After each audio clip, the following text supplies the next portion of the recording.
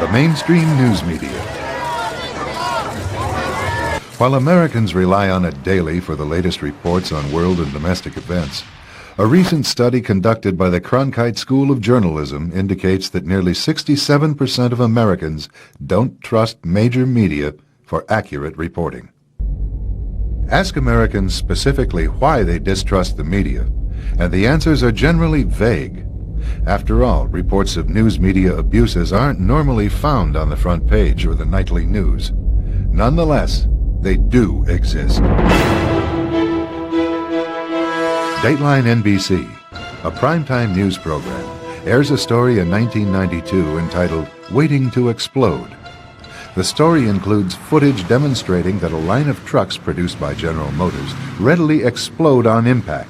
To see for ourselves what might happen in a side impact crash, Dateline NBC hired the Institute for Safety Analysis to conduct crash demonstrations. Unlike GM tests, the fuel tanks were filled with real gasoline. Look what happened. At impact, a small hole was punctured in the tank. According to our experts, the pressure of the collision and the crushing of the gas tank forced gasoline to spew from the gas cap. The fuel then erupted into flames when ignited by the impacting car's headlight. After the program airs, one of the firemen at the taping of the crash contacts GM. The conversation inspires a full-scale investigation. 3 months later, NBC is forced to reveal their role in fabricating the news. NBC's contractor did put incendiary devices under the trucks to ensure that there would be a fire if gasoline were released from the truck's gas tank. We said the crash, quote, forced gasoline to spew from the fuel cap, end quote. GM says since the gas cap was the wrong cap for the GM filler tube, and because the gas tank was overfilled, the cap came off when the impact occurred. We agree with GM that we should have told our viewers about these devices. The Dateline reporter, however, said, quote, at impact, a small hole was punctured in the tank, unquote. GM has now x-rayed that tank and found no hole. We acknowledge the placing of the incendiary devices under the truck was a bad idea from start to finish. That's our new policy, and we'll be right back.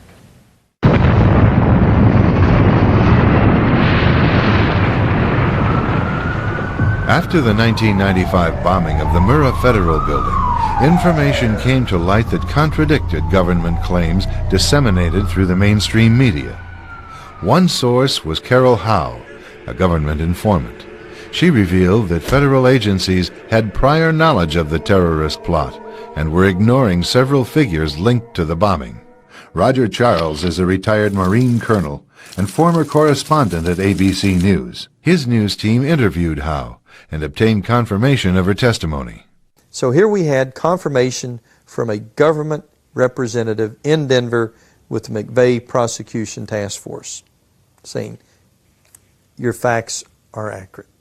So we think we've got a slam dunk story. It will be a piece of cake to get it on air now because we have confirmation from a government spokeswoman that our facts are true. The story was ready to air on ABC Evening News, but to Charles' surprise, the story never ran. A few minutes later, a phone rang. Tom Gerald from ABC 2020 was on the phone to Thrasher saying the story had been killed for the evening. Didn't know why, but the decision in New York was not to run the story on Peter Jennings' nightly news that night. In order for the story to air, Charles reworked it following suggestions from New York. Well, the next morning, Don Thrasher gets a call from New York, and he gives me one of these. I couldn't believe it. I knew what the signal was. The story was not going to go again. In 1990, an age-old conflict in the Balkans erupted into civil war. A multi-sided and complicated overseas struggle was packaged by the mainstream media as a tidy melodrama. The predominantly Christian Serbs were cast as the villains. A key maneuver employed to demonize them involved a photo shoot. The news has always been used to stampede our reason with a perception and emotion. When you're talking about war, you get those heart-tugging appeals to pity in particular, and we've seen that again using images. Benjamin Works, president of the Strategic Issues Research Institute, is a military affairs analyst for Fox News and CNN. He recalls the emergency shelters set up by the Serbs to accommodate Bosnian refugees. I remember very vividly seeing tours by the camp commander showing the mess hall, showing food that, I wouldn't pay money for, but I'd gladly eat if it were free. And yet this was turned into a sensational story about concentration camps. And the propaganda twist on that came out of both the electronic media and the newspapers and very glaring covers on Time magazine and such. Judgment, an independent expose, reveals how a British film crew photographed a Bosnian emergency shelter to look like a Nazi concentration camp. The film crew positioned themselves inside a barbed wire enclosure to shoot out at refugees, who were free to come and go as they pleased. The cameras zeroed in on a refugee whose emaciated appearance was the result of a birth defect. We found that all of these allegations of a concentration camp were really frauds perpetrated by the reporters, and in fact, at least one, Roy Gutman, won a Pulitzer Prize for this kind of fabrication. And the image that helped motivate American involvement in an overseas entanglement was a total fake.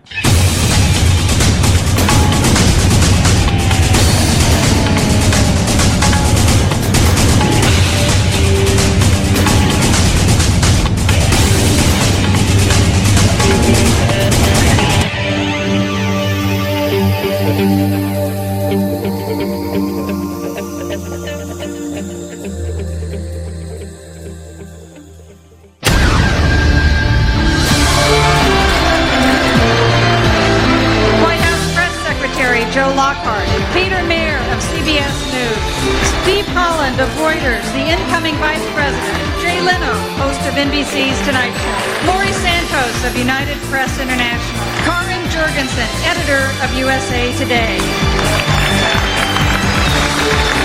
Helen Thomas of UPI, Dean of the White House Press Corps.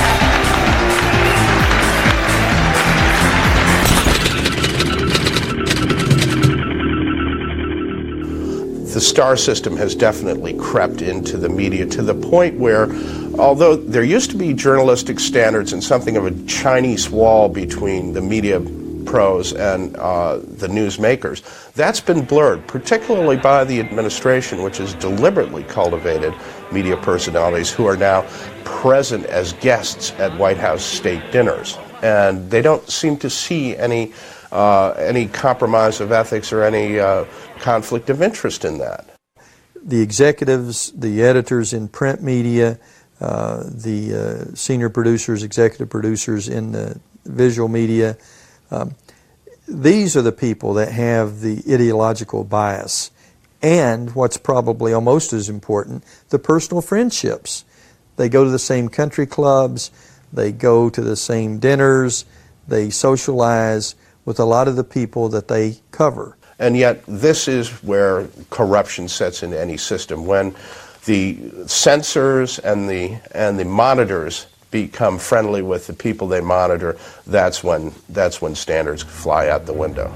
Today, standards in mainstream news reporting have more to do with career enhancement than reporting the truth. Of course, to get ahead in a bureaucracy by giving the boss what he wants, that's how you get ahead. So again, that is indicative of why there's so much homogenization in the media. You know, if you wanted to look at a pyramid, in the first couple layers, the really eager, hard-working young journalists are out there trying to get the stories, trying to make a name so they can move up that pyramid. Well, the further they move up the pyramid, the more they realize that, the outlets really aren't interested in major news that rocks the boat. The boat Charles refers to belongs to those at the top of the pyramid, where the interests of the media outlets are quietly defined.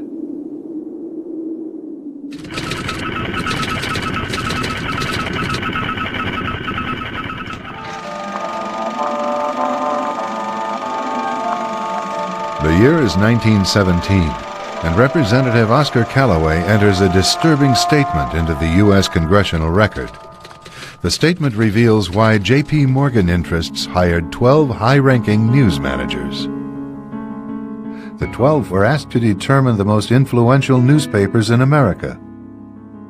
They were to figure out how many news organizations it would take to control generally the policy of the daily press of the United States. The 12 found it was only necessary to purchase the control of 25 of the greatest papers. An agreement was reached. The policy of the papers was bought, and an editor was placed at each paper to ensure that all published information was in keeping with the new policy. Soon, that policy would be defined by a front group formed by J.P. Morgan and his colleagues. In fact, Morgan's personal attorney was founding president of the organization, the Council on Foreign Relations.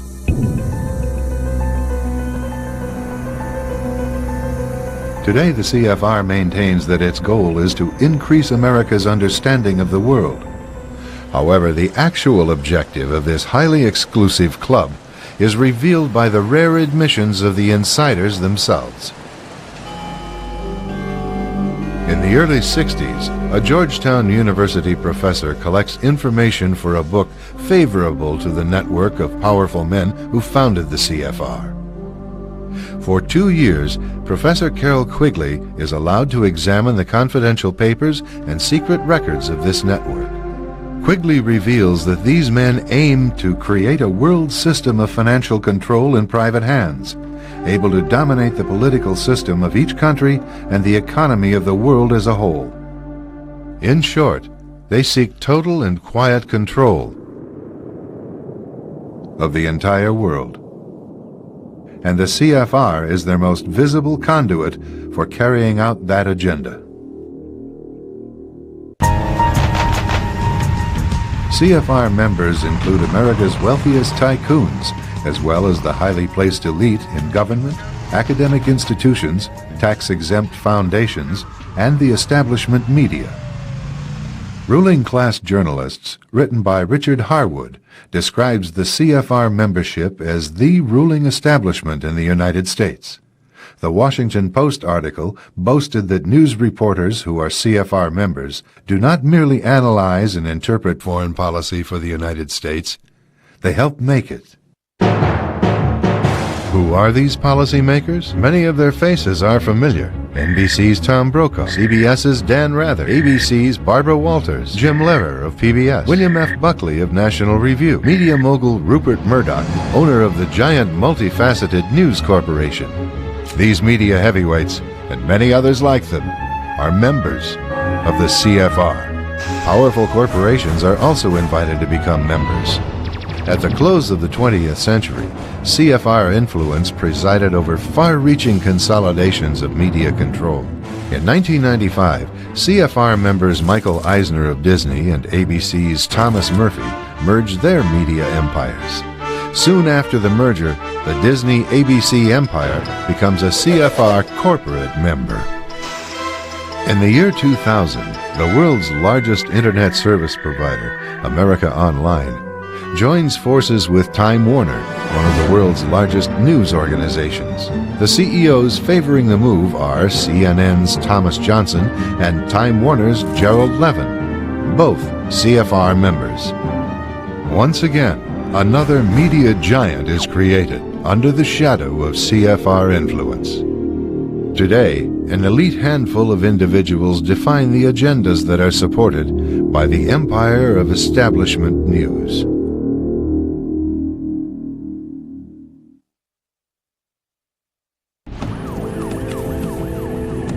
One of the CFR's strongest media allies is the New York Times. As a major outlet for the establishment viewpoint, the Times has achieved dominant influence over the reporting of national and international news. The Times is relied upon by many editors in the mainstream news media for direction on how to portray world events. In addition, The Times wire service retails the establishment line to subsidiary outlets such as broadcast news distributors and regional newspapers. Competition between these outlets rests primarily on the style of regurgitating the same message.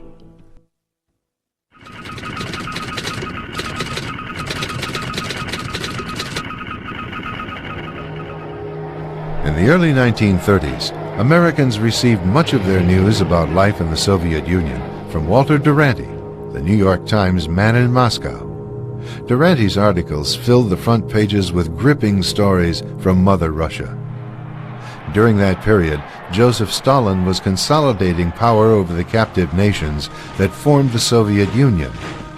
One step in that drive called for the forced relocation of millions of Ukrainians. Observing these events on the scene was British journalist Malcolm Muggeridge. He witnessed the loading of thousands of Ukrainians into boxcars. They were being deported to barren regions of the Soviet Union. This program of Stalin's alone accounted for more than 1 million deaths. This is the most terrible thing I've ever seen. It precisely because of the deliberation with which it was done, and the total absence of even any kind of sympathy. Duranty's articles in the New York Times sharply contradicted Muggeridge's reports. Duranty went out of his way to dismiss them as bunk or sheer absurdity. During the deliberate famine of 1932 to 1933, more than 7 million Ukrainians perished when Stalin seized their entire grain crop for export.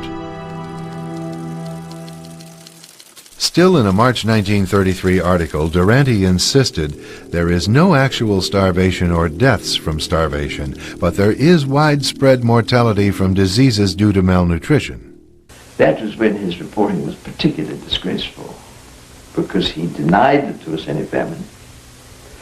And we used to wonder whether, in fact, the authorities hadn't got some kind of hold over him, because he so utterly played their game. But it didn't worry the New York Times, who featured his reports. Ultimately, the cover-up of Stalin's crimes helped the communist regime gain diplomatic recognition from the United States. William F. Jasper is a senior editor for the New American Magazine.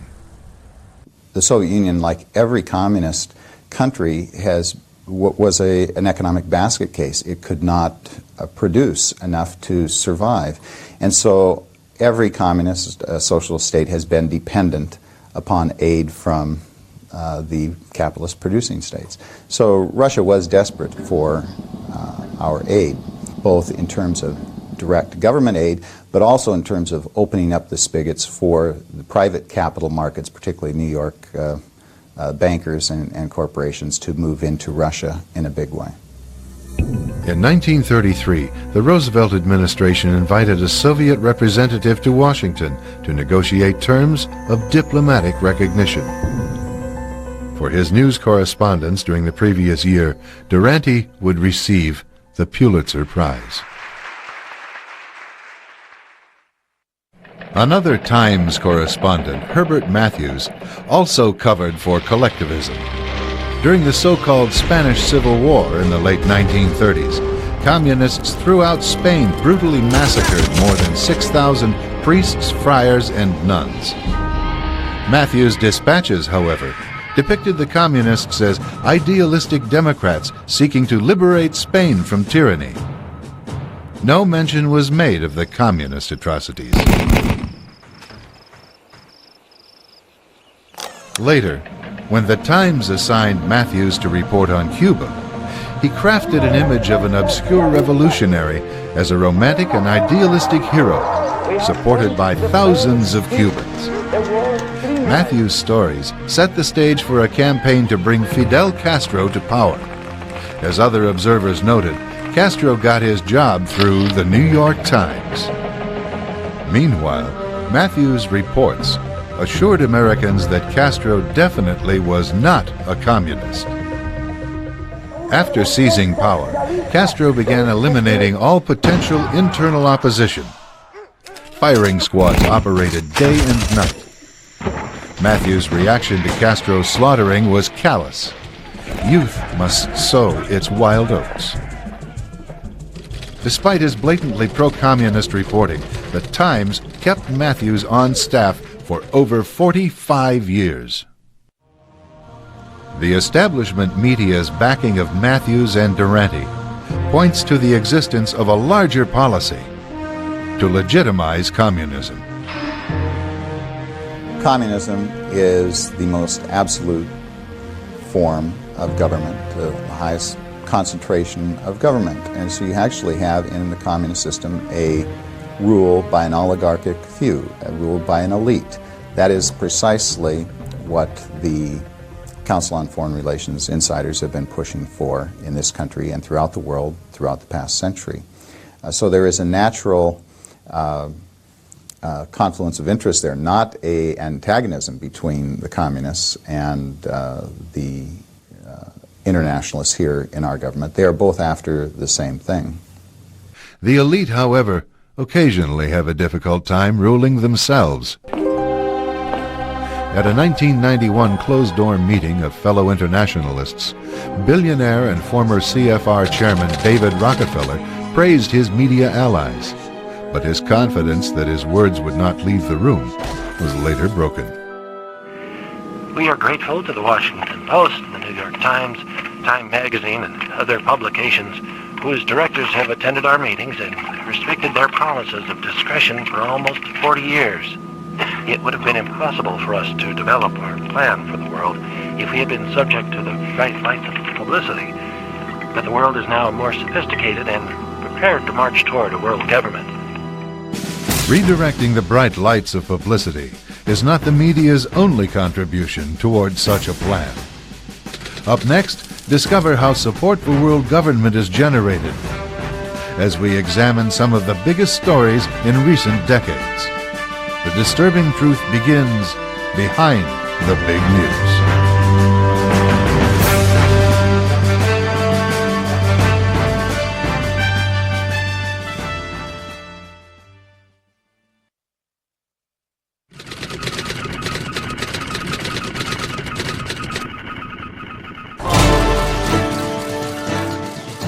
With literally millions of events occurring around the world every day, the media simply can't report on all of them.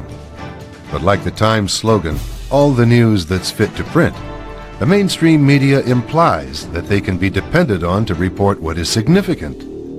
What isn't made clear is exactly who or what dictates which events are newsworthy and which are not. This form of media censorship has proved catastrophic to American interests.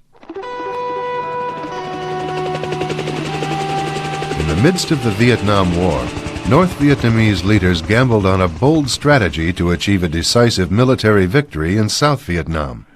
Communist strategists believed a general offensive could trigger a civilian uprising and force America to abandon the war. Instead of their traditional hit-and-run guerrilla tactics, they massed their forces for a major confrontation with American and South Vietnamese units. On January 30th, 1968, under the cover of a truce for the Vietnamese New Year, or Tet, Communist forces launched a well-coordinated nationwide attack on South Vietnamese cities. The Tet Offensive had begun. Although caught by surprise, American forces responded quickly and effectively to the attacks.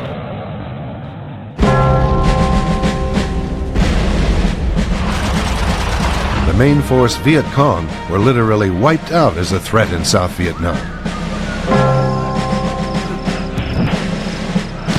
What was left of the communist forces from the north retreated across the borders.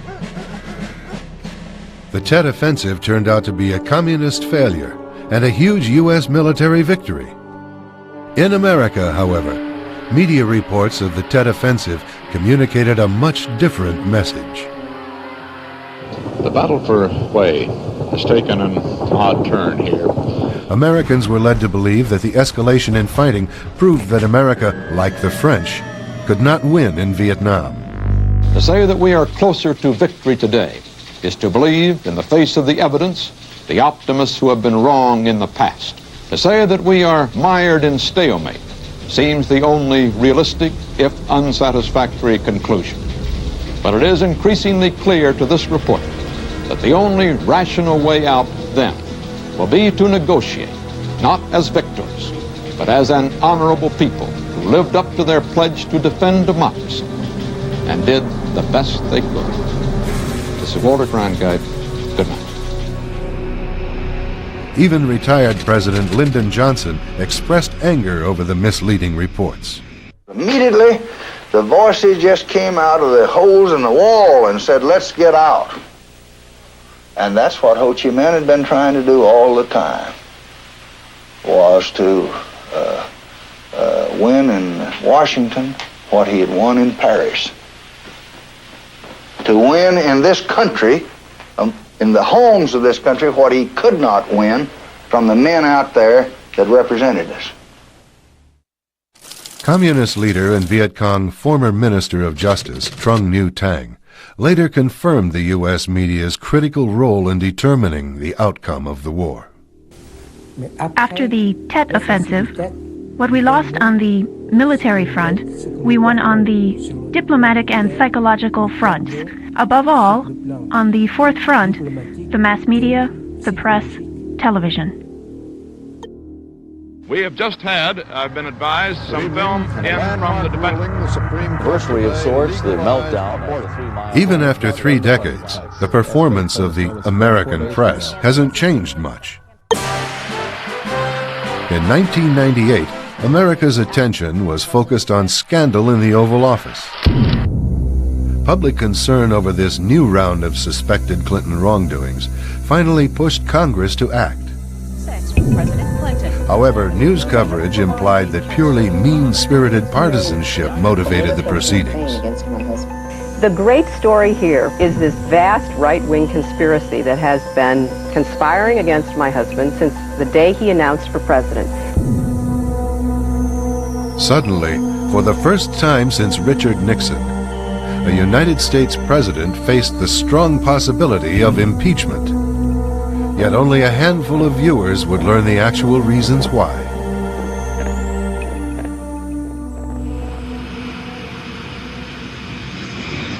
Months before the Lewinsky scandal broke, Congress began investigating a scandal that had become known as Chinagate.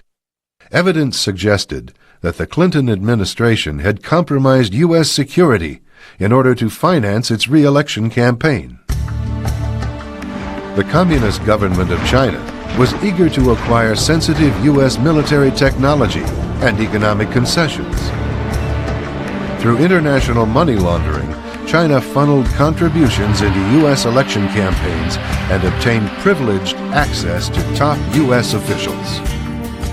The communist money trail led all the way up to the Oval Office. If these facts were widely publicized, Clinton would face impeachment on grounds of bribery, and perhaps even treason. But the media misdirected public attention. Americans were told over and over again in 1,000 different ways that the only real complaints against Clinton were that he lied about sex. Yet more than a dozen of Clinton's appointees, business associates, and close friends were convicted of felonies since he assumed office in 1993. Many others implicated in the Chinagate scandal invoked the Fifth Amendment or fled the country altogether.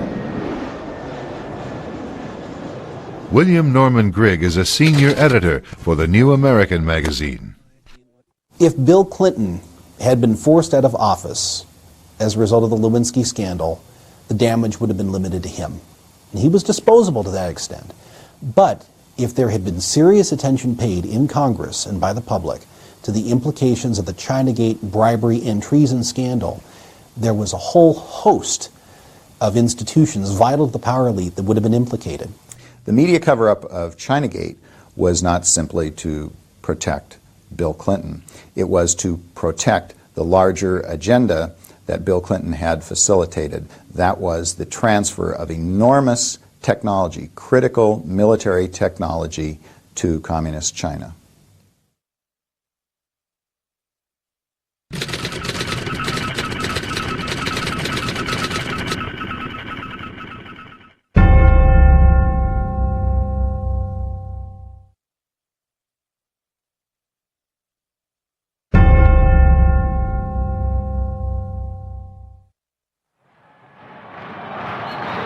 My name is Jimmy Carter, and I'm running for president. During the 1976 campaign for president, the establishment media gave preferential treatment to an unknown governor from a southern state.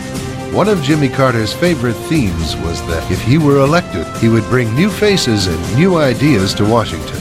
He repeatedly told audiences that he was not beholden to the Washington and New York-based establishment that had been running things for so long. At a Boston rally, Carter said, "The people of this country know from bitter experience that we are not going to get these changes merely by shifting around the same group of insiders. The insiders have had their chance, and they have not delivered." After Carter was elected, however, he quickly forgot his promise of new faces and ideas. His administration was packed with individuals from the same crowd of insiders that had been running things for decades. For National Security Advisor, Carter selected Zbigniew Brzezinski, a board member of the CFR. Brzezinski inducted Carter into the establishment shortly before the media helped boost Carter's status to national prominence. President of the John Birch Society, John F. McManus. The Democrats are out, the Republicans are in, the Republicans are out, the Democrats are in, and the socialistic internationalist program, the pro-UN attitude, continues. The American people are the losers. They are not being given the proper alternatives. And it's the job of the media to do that kind of thing. We like to think, and people in the media like to think, that they're the ones that dig out the real issues and so forth. They don't. They don't dig out the real issues. There are some areas that are off limits. You're not allowed to get into those things, such as the famous televised debate with Clinton and his Democratic opponents at the primary season in 1992. Here he was, a member of the Council on Foreign Relations and the Trilateral Commission, just like George Bush, but none of the opponents of Clinton for the Democrat nomination would bring it up. Tsongas, Kerry, Harkin, Jesse Jackson, Douglas Wilder, it was ground that they would not touch, nor would the media touch. And it was a perfectly good issue. From World War II to the present, the establishment has maintained its locked grip on the presidency. The subservient media keeps such information from becoming news.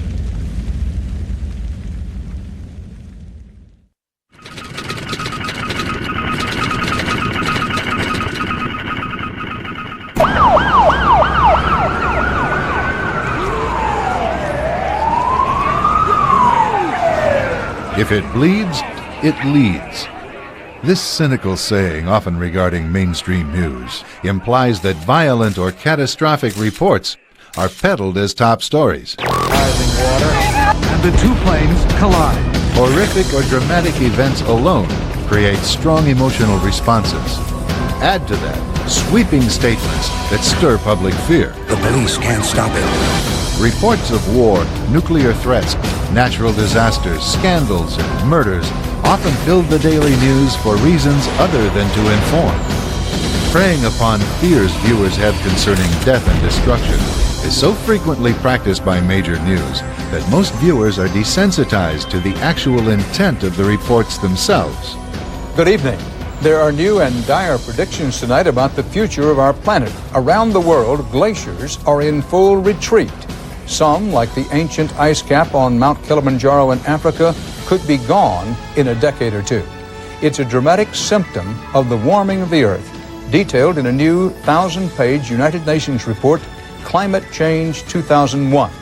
It predicts the new century will bring, and I quote, large-scale and possibly irreversible changes affecting every last person on Earth.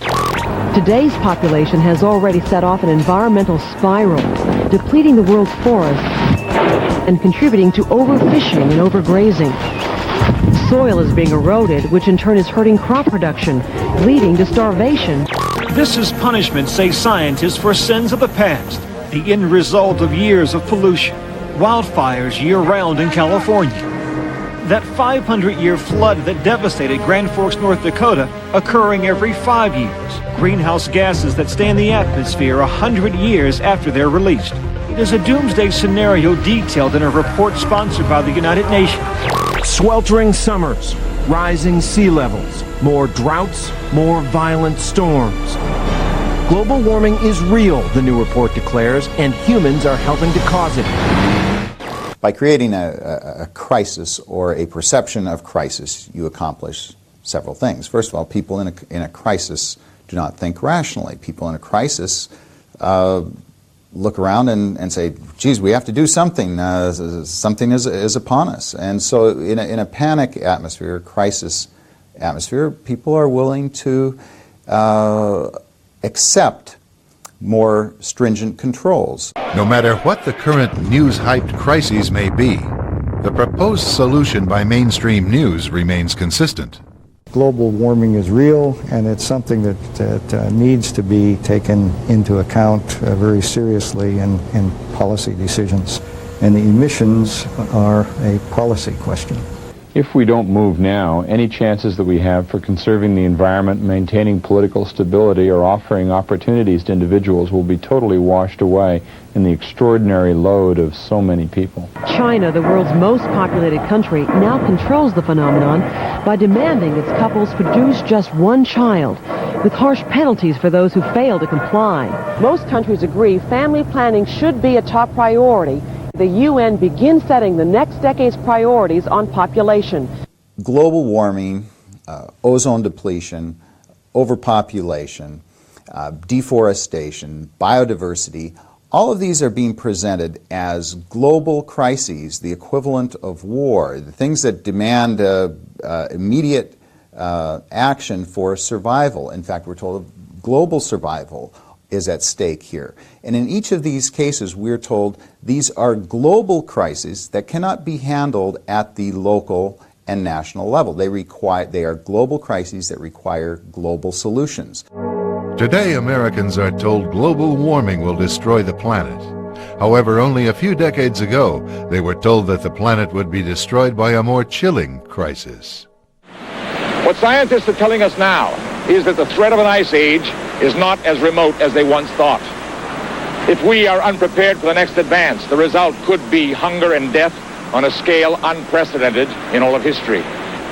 During the lifetime of our grandchildren, Arctic cold and perpetual snow could turn most of the inhabitable portions of our planet into a polar desert.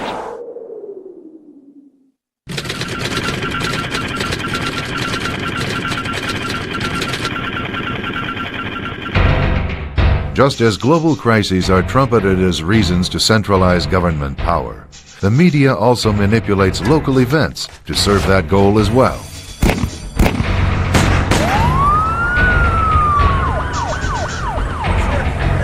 Take, for example, the gun. It's what the media blames for an epidemic of violence in our own backyard. In almost every story having to do with violence, the presence of a gun is the villain.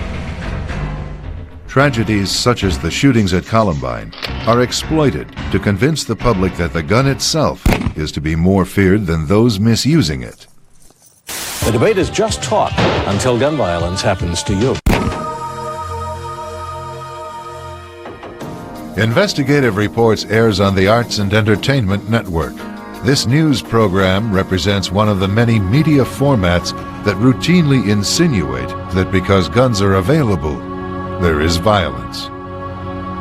Every 20 seconds, a handgun is manufactured in the United States. And every 2 minutes, another person is shot. Leaving us all to ask, when will the bloodshed end? But the media does not blame gun manufacturers alone for the violence. All those who possess firearms must share in the guilt.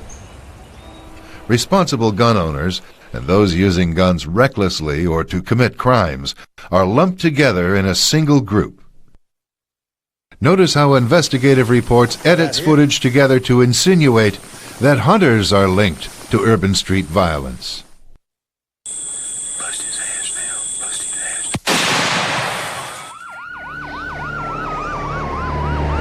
There is a war on the streets that is killing our children.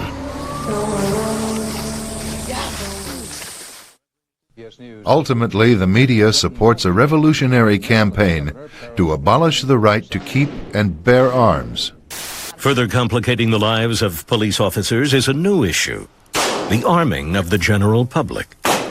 Gun violence has increased dramatically in every sector of our society, but most alarmingly, with children. As a culture of violence persists, its backlash has teens caught in a crossfire. With so many guns in the hands of mostly untrained civilians, officers have no idea what they might face when they respond to a call. It's a recipe for disaster. The media's message is clear. Americans will be a lot better off without guns. The expression gun control is dishonest because we're not talking about controlling guns so much as we're talking about controlling the law-abiding segment of our population. The defining characteristic of a criminal, after all, is that he does not obey the laws, and gun control laws are no exception. Anytime you have a measure which has the effect of disarming the law-abiding, you're giving criminals a competitive advantage over the law-abiding segment of our population. And the media doesn't display much, if any, interest in reporting what happens in those instances where criminals go into an encounter with a citizen with the serene confidence that the citizen has been disarmed.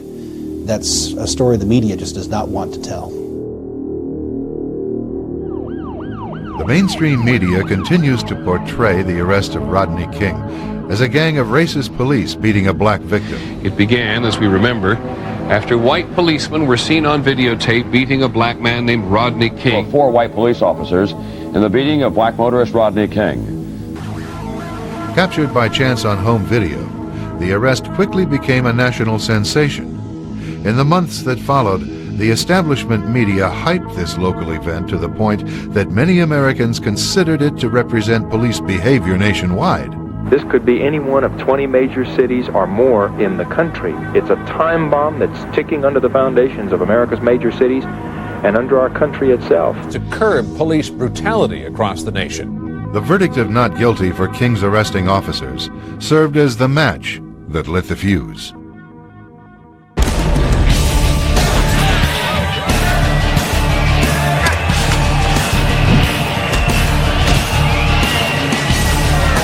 Instantly, the media implied that the jury was a bunch of redneck racists. We do have a society which is still racist. A mostly white jury in rural Simi Valley cannot have any appreciation of what black people in south central Los Angeles go through when dealing with the Los Angeles Police Department. There the man was on the ground, covering up toward the end, being beaten to insensitivity, and this all-white jury decided that the police were the good guys. Yet the testimony of 58 witnesses and over 200 exhibits presented at the trial revealed to the jury much of what the media kept hidden. King attracted highway patrol attention because he was driving recklessly at speeds of up to 115 miles per hour. His arrest culminated an 8-mile chase in which he cut across numerous lanes of expressway traffic and ran red lights. King was a convicted felon, out on parole for armed robbery.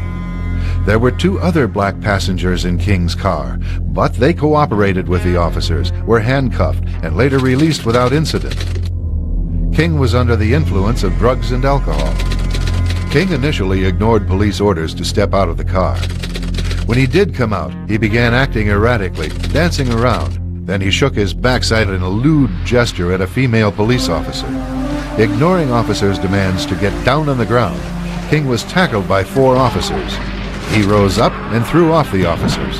An officer attempted to subdue King with a stun gun, but even the taser darts fired at King failed to keep this out-of-control 260-pound man down. At this point, the arrest was recorded on home video.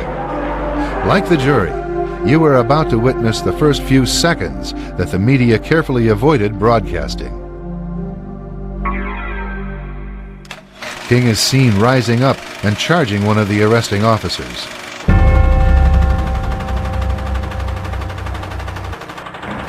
The response of the officers is history. Although people may look at the same evidence and disagree with the verdict, the fact remains: the media withheld critical information from the American people in order to make the facts fit the story it wanted to tell. The story implies that local law enforcement is a failed institution and that radical changes are needed. There's certainly nothing new about the drive to federalize control of local police. This is something that goes back decades. The major media have succeeded to a shocking extent in creating an impression for the general public that local police are not to be supported, not to be trusted, they are to be feared. And that, on the other hand, we can trust implicitly in the federal law enforcement agencies who will come into our communities and protect us against the local police. Local police exist to protect the rights and the liberties and the property of the law-abiding, and they are accountable to the communities that they serve. National police, on the other hand, would exist to protect the interests of the state and the political elite that controls the state.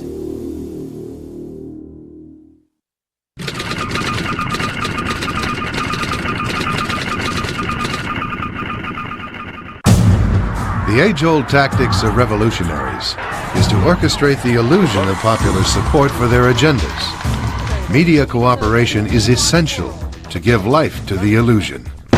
We have had don't be fooled by the smoke and mirrors they use. The gun lobby is strong, they are organized, and they are scary. Enough of their tactics. They are buying votes with blood money. Marketed as the Million Mom March, a publicity stunt created by gun disarmament advocates takes shape at the nation's capital. Women and their families will push for gun safety in what they call the Million Mom March. Weeks before the march actually took place, the media reports served as invitations for support and participation in the anti-gun agenda. Dan, this Mom's March is going to bring enormous pressure on Congress. Now to the emotional issue of gun control in the United States. The nation's capital is preparing for a demonstration against gun violence. Organizing the ostensibly spontaneous march was Donna Dees Thomas's. Americans were told that Dees Thomas's was a mere suburban housewife and political novice who was shocked into action after watching the televised aftermath of a shooting at a daycare center. This portrayal of her background was repeated uniformly throughout the establishment media. Women to watch: a suburban mother whose life has been changed by the gun debate, how she became a political activist, where that's led. It's a surprise to her friends and even to her. Here's NBC's Lisa Myers. Donna Dees Thomas is a suburban mom, too busy with her 2 daughters and a part-time job to pay much attention to politics. Describes herself as apathetic. No one ever turns out for rallies about gun control. That's what you were told? That's what I was told. Undaunted, she decided to set up the march herself. What's the biggest thing you've ever organized before? A carpool. In reality, Dees Thomas's is a political veteran, a former congressional staffer and publicist for the CBS News. She is a shrewd, well-connected player for the media elite. Despite the prolonged, heavily financed and national anti-gun effort, the Million Mom March fell far short of its name. However, the low attendance didn't stop the media from promoting the illusion of a nationwide demand for more gun laws. The media are trying to create the illusion that there is this massive outpouring of public support for disarming civilians in this country in the name of public safety, but this is an illusion. It's a carefully cultivated illusion, and it's intended to advance an agenda supported and promoted by the elite that controls the media, and that elite is trying to create a world government. In order to do so, it would be necessary, first of all, to disarm the targeted population that would be subject to that government.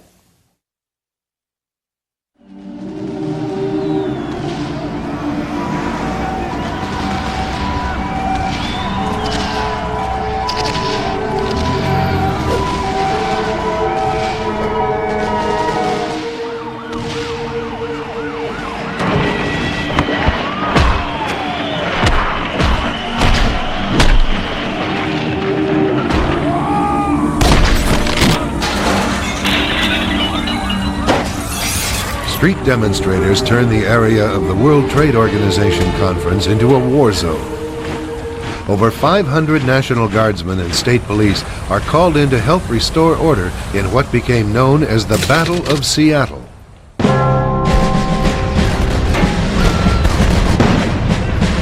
The major media focused on the chaos and the mob's demands. Let them go!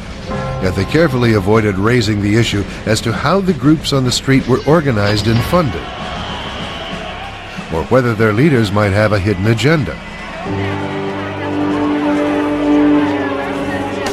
Instead, the media portrays such demonstrations as natural outpourings of genuine grassroots concern. We're just normal people who are tired of the exploitation of multinational corporations. Again, for those who orchestrate these events, it's the illusion that counts. The familiar media melodrama of the anti-globalization movement that we have seen in Seattle and some of the other protest venues is really a classic example of bracketing an issue with false alternatives, because we're told that these are people who oppose the global agenda. After all, they're called anti-globalization activists. Well, what is it that they oppose? They don't oppose global government. They believe that there is too much free market capitalism in the world, and that government at a global level has to be more assertive in imposing controls over the free exchange of goods and services. But you see that both of these sides are really calling for empowering the United Nations.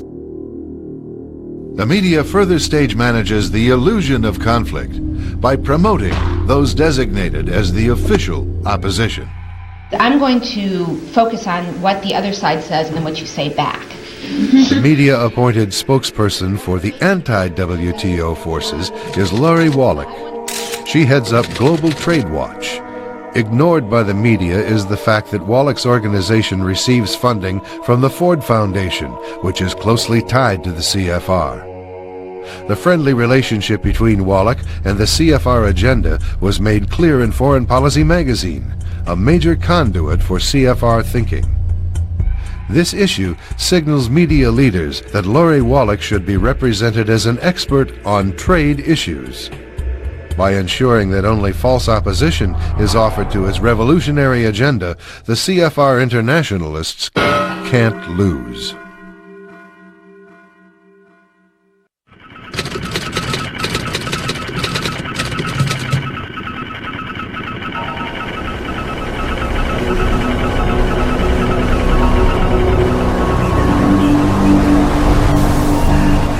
The establishment media employs many deceptions to support the drive for global power. These deceptions go far beyond altering or omitting a few facts. The insiders count on the immensity of their illusions to prevent any sizable segment of the American public from catching on to their real motivation. CEO of the John Birch Society, G. Vance Smith. A basic objective of the insiders, and has been from the beginning, has been to break the will to resist, to convince through their propaganda that there's no hope, that it's inevitable, that moving towards a one world government, a one world court system, a one world military, a one world currency, all of that is just inevitable. And they present it in a way that, again, convinces, they try to convince that the momentum is so great that it cannot be stopped. But more than once, the insiders' momentum has been stopped. As Clinton began his second term, he chose veteran CFR member W. Anthony Lake for the highly sensitive post of director of the CIA. But Senate approval would be required first. The establishment news quickly filled its editorial pages with glowing endorsements from fellow CFR members. But many issues in Lake's background should have raised doubts about his suitability for the top intelligence post. Of greatest concern was Lake's long history of associations with groups hostile to American national security.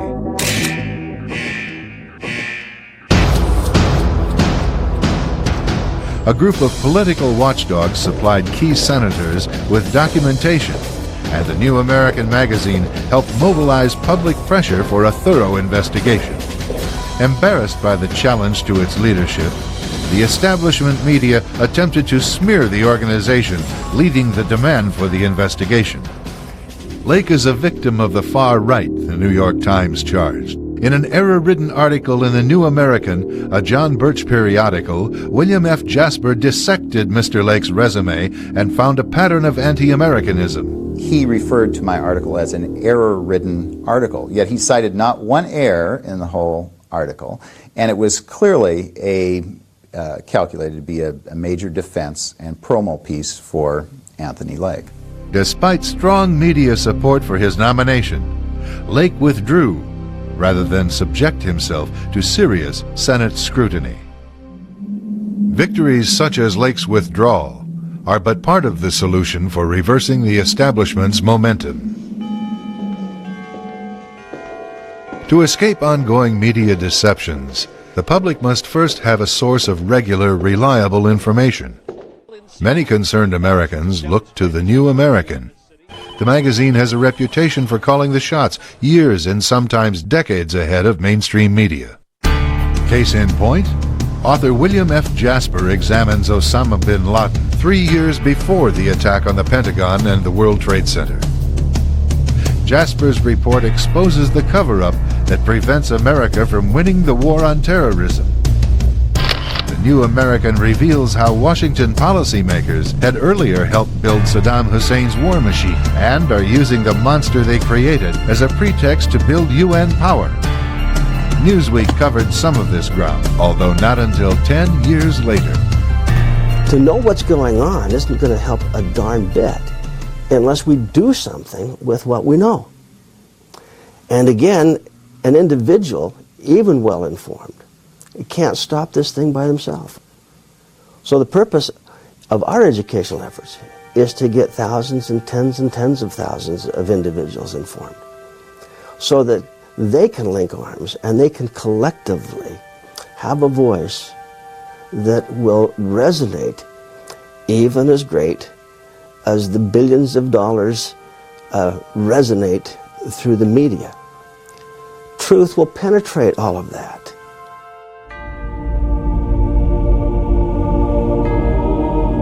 Truth. It's the foundation upon which freedom is built. And it's one of the strongest weapons against the revolutionary agenda behind the big news.